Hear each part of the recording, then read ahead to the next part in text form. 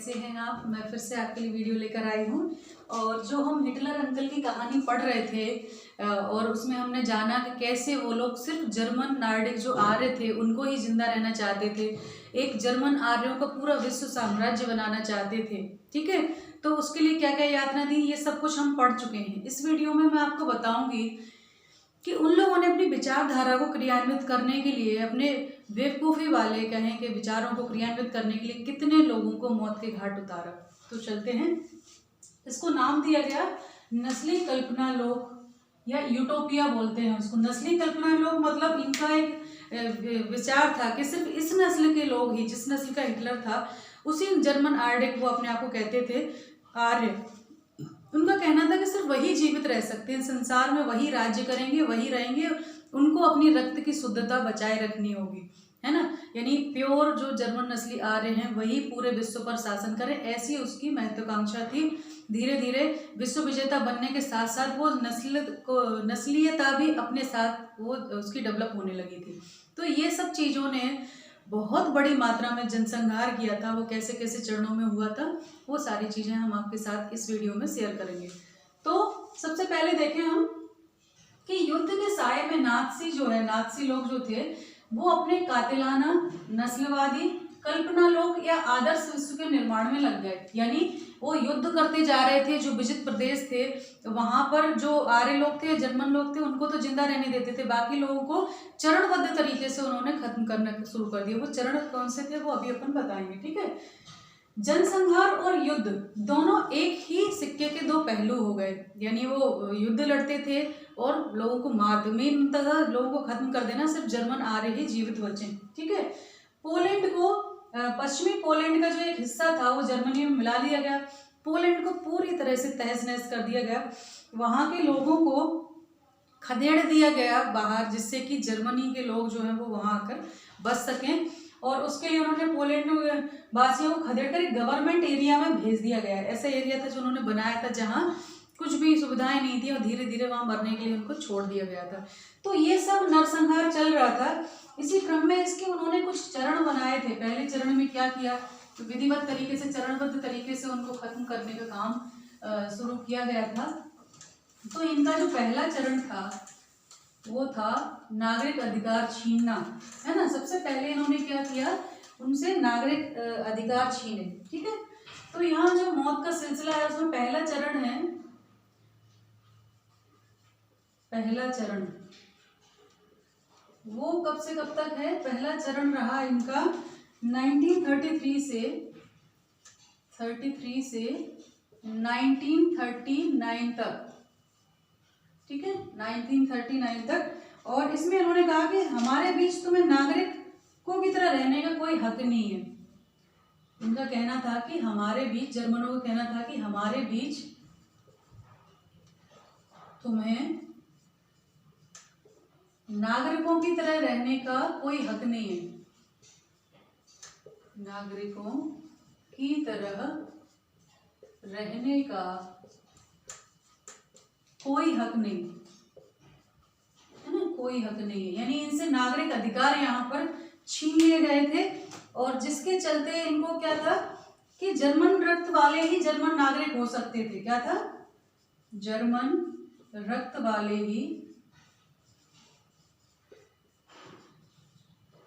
German नागरिक हो सकते थे, अन्य कोई नहीं जर्मन नागरिक हो सकते थे, है ना, हो सकते थे। उसके अलावा इन्होंने क्या किया, विवाह पर भी पाबंदी लगा दी इनके, है ना। इन्होंने कहा कि भाई यहूदी और जर्मन के बीच विवाह पर पाबंदी, यहूदी व जर्मनों के बीच विवाह पर पाबंदी, यानी शादी नहीं कर सकते एक जर्मन पुरुष और यहूदी महिला या यहूदी पुरुष और जर्मन महिला, विवाह पर पाबंदी लगा दी गई। और इसका इनका रीजन था रक्त की शुद्धता, यानी ये प्योर जर्मन नस्ल ही आगे बढ़ाना चाहते थे, ये नहीं चाहते थे मिक्सअप कोई भी नस्ल पैदा हो। तीसरा था यहूदी जर्मनों के बीच विवाहेतर संबंध, विवाहेतर संबंधों को अपराध घोषित करना, विवाहेतर संबंधों को अपराध घोषित करना, ठीक है, अपराध घोषित करना। यानी अगर विवाह के बाद किसी के संबंध हैं यहूदी और जर्मन के आपस में, तो उसको वो अपराध है, उसके लिए दंड मिलेगा, है ना। तो पहले चरण में ये किया गया और इसके साथ साथ उनकी संपत्तियां छीन ली गई, उनका रोजगार छीन लिया गया, है ना, और उनसे नागरिकता छीन ली गई, सबसे पहले चरण में, ठीक है। और दूसरे चरण में उन्होंने क्या किया, उनके व्यवसाय का बहिष्कार किया, जो वो काम करते थे वो सब रोजगार व्यवसाय सब कुछ उनका छीन लिया गया। तो पहले चरण में उन्होंने ये किया। दूसरे चरण में क्या किया, दूसरे चरण में कहा बाड़ाबंदी, बड़वाबंदी कहा गया, है ना। दूसरा चरण जो था चरण वो था 1940 से 1944 तक, है ना। 1940 से 1944 तक इनका ये सब चला, ठीक। तो उसके अंतर्गत क्या किया इन्होंने, क्या किया, इसका दूसरे चरण को क्या कहते हैं, बड़वाबंदी, दड़वाबंदी, सॉरी, दड़वा, यानी एक दड़वे में उनको कैद कर दिया गया, दड़वाबंदी, है ना।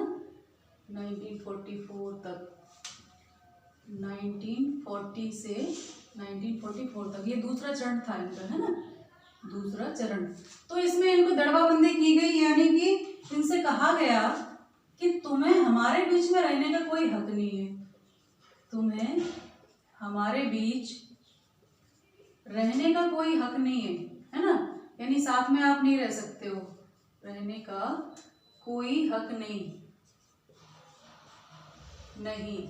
यानी यहाँ पर क्या किया गया, इनको यहाँ से खदेड़ दिया गया, दूसरी जगह रखा गया। गवर्नमेंट जो इलाका होता था वहाँ कोई सुविधाएं नहीं थी, बहुत सारी कहते हैं कि ना जो गंदी बस्तियाँ होती हैं जहाँ कुछ सुविधाएं नहीं होती, ऐसी बस्तियों में इनको घाटे भी कहा जाता था। यहाँ पर गैस के चैम्बर भी थे जहाँ इनको रखा जाता था। तो दूसरे चरण में कहा गया कि भाई तुम्हें हमारे बीच में रहने का वो नहीं है। तो 1941 से सभी यहूदियों को हुक्म दिया कि वे अपने घर, पहले तो उनके घर का वो हुआ, 1941 से सभी यहूदियों को हुक्म दिया गया, सभी यहूदियों को आदेश दिया कि वो अपनी छाती पर पीला डेविड का सितारा लगाएं, अपनी छाती पर डेविड का पीला सितारा जो है वो लगाएं, है ना, पीला सितारा लगाकर रहे। इसके साथ साथ इनके घरों को भी ऐसे ही चिन्हित कर दिया गया, उनके घर अलग से उनको ठप्पा लगा दिया गया, इसी तरह के ये यहूदी हैं। बाद में उनको वहां से खदेड़कर दूसरी जगह भेजा गया, है ना, उसमें भर के गाड़ियों में भर के जो है दूसरी जगह इनको खदेड़ा गया। तीसरा, ये तो दूसरा चरण हो गया, ठीक है, उन बस्तियों में दिया गया। जो तीसरा चरण था वो और भी भयानक था, यानी पहले इनसे नागरिकता छीनी, यानी आप नागरिकों के वो नहीं है। दूसरा इनसे क्या छीना गया, रहने का अधिकार, यानी आप हमारे बीच में नहीं रहोगे, यानी जानवरों जैसी स्थिति कर रखी थी, ठीक है। तीसरा जो चरण था वो सर्वनाश का था। पहला था नागरिक अधिकार छीन लेना या बहिष्कार, दूसरा था दड़वाबंदी और तीसरा था सर्वनाश, ठीक है। तो तीसरा चरण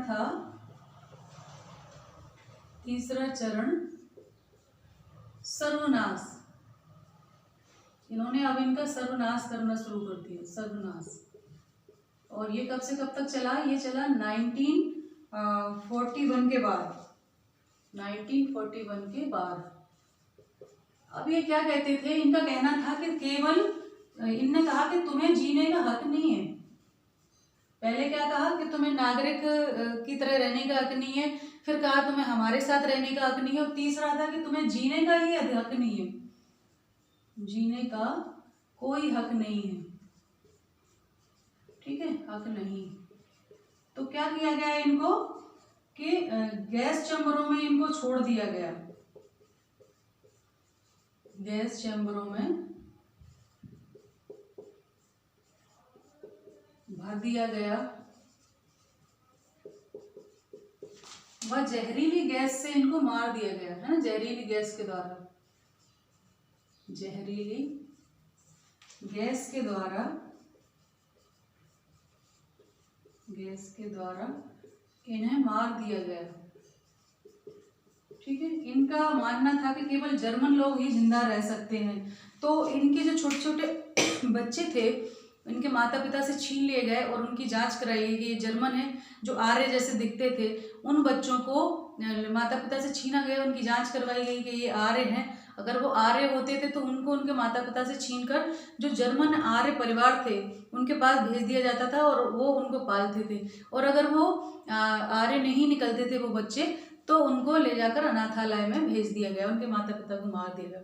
इतना बड़ा जनसंहार हुआ था। ये सिर्फ इसलिए एक सनक, जो कहते हैं पागलपन, सनक जिसको कहते हैं, कि एक अपने आप में इमेजिनेशन कर लिया कि इस संसार में सिर्फ जर्मन आर्यों को ही जीने का हक है और किसी को जीने का हक नहीं है। वो पूरे संसार को जर्मन आर्यों से भर देना चाहिए वो चाहते थे पूरे विश्व में सिर्फ यही नस्ल हो और कोई नस्ल नहीं हो, क्योंकि ये नस्ल श्रेष्ठ है। उनका कहना ये था कि ये अपंग हैं, अपाहिज हैं, वैसे भी ये दीनहीन वाला जीवन जिएंगे। यहूदी तो उनके कट्टर थे ही, वो तो उनको तो पनपने नहीं देना चाहते थे। तो सिर्फ आर्य लोग ही जीवित रहने का अधिकार रखते हैं, बाकी कोई नहीं। तो ऐसी पागलपन भरी, सनक भरी जो उनकी कल्पना थी, कल्पना लोग, उसको यूटोपिया कहा गया। उन्होंने इमेजिनेशन जो किया था उसके लिए बहुत बड़ी संख्या में उन्होंने मानव जाति के लिए नरसंहार किया, एक तरह से कहें तो, है ना। और पागलपन और सनक किसी एक व्यक्ति की अगर शक्ति मिलती है तो वो इतना पागल, इतना क्रूर हो सकता है, कल्पना भी नहीं की जा सकती। तो इस वीडियो में इतना ही, आगे फिर और बढ़ेंगे। ये बड़ा चैप्टर है, कई पार्टों में आएगा, तो ध्यान रखिए, पढ़ाई करते रहिए। नमस्ते सभी को, धन्यवाद।